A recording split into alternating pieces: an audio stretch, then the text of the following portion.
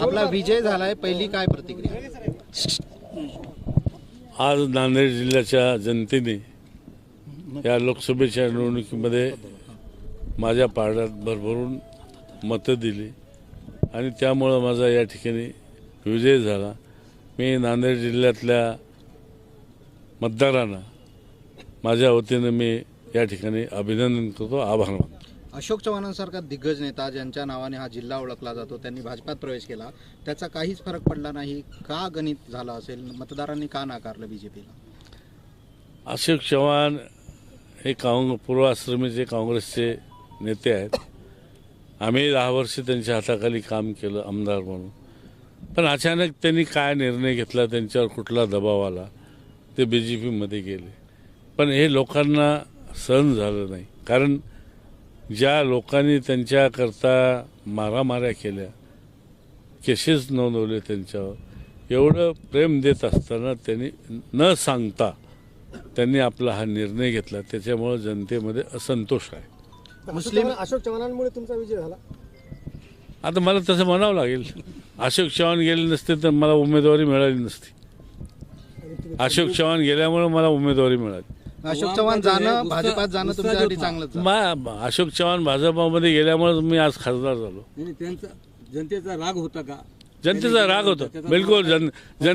नाही, जनतेने राग काढला त्यांनी BJPमध्ये गेल्यामुळं। तुम्ही आज भोकरमध्ये मतदारसंघामध्ये बघा, त्यांना विधानसभेला 80-85 हजाराची लीड होती।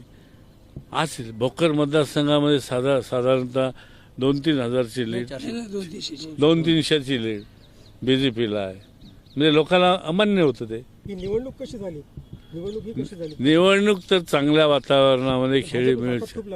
भाजप आता लावतात, देशात राज्यात त्यांची ताकद आहे, पण जनतेनं ऐकलं नाही ना। शेवटी जनता ही सर्वश्रेष्ठ आहे।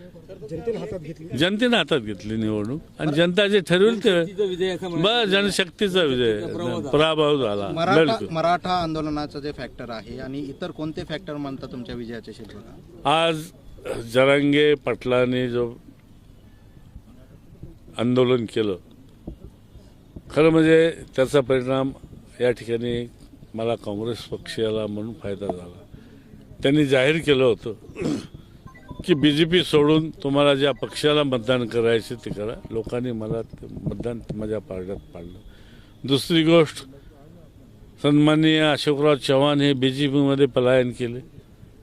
जनतेमध्ये असंतोष होता, ती नाराजी होती।